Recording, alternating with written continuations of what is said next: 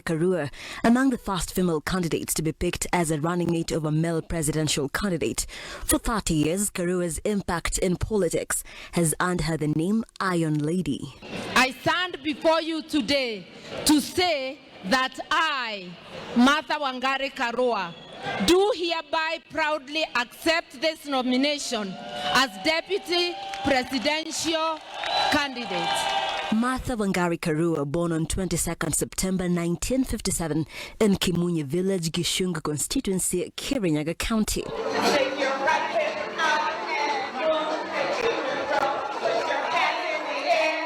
A second born in a family of 8.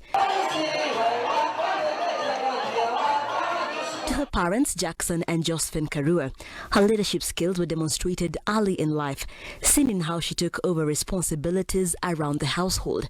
Now a proud mother of 2, a daughter and a son, who have essentially grown up in the political arena for decades.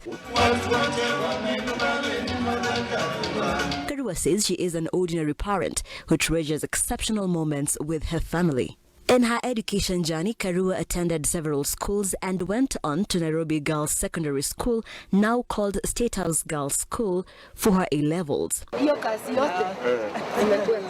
She graduated with a law degree from the University of Nairobi in 1980, followed by a postgraduate diploma in legal practice in 1981, and decades later, in 2011, acquired a master's degree at the United States International University, USIU.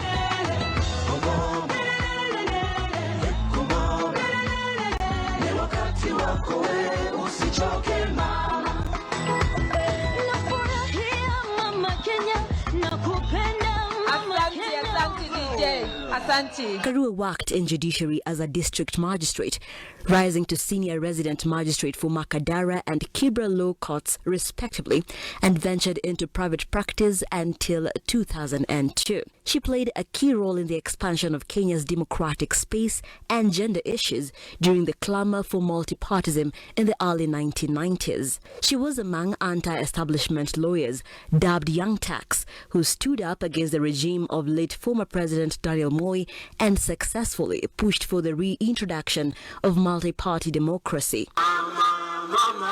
Karua is a seasoned lawyer whose career's landmark was a treason trial case against Koigi Wamwere and the late Mirugi Kariuki in the 1990s. Karua is a first of many. She was among the first female candidates to be elected in office in the male-dominated field of politics. She was first elected as MP for Gishunga in 1992 and served until 2013 when she unsuccessfully contested the presidency and finished in 6th position with 43,881 votes. Ms. Karua has served as a minister in the Ministries of Water and Justice until her sudden resignation after a fallout with the late former President Mwai Kibaki in 2008. In the 2017 general elections, she contested in the Kirinyaga governor's seat but lost to Anne Waiguru.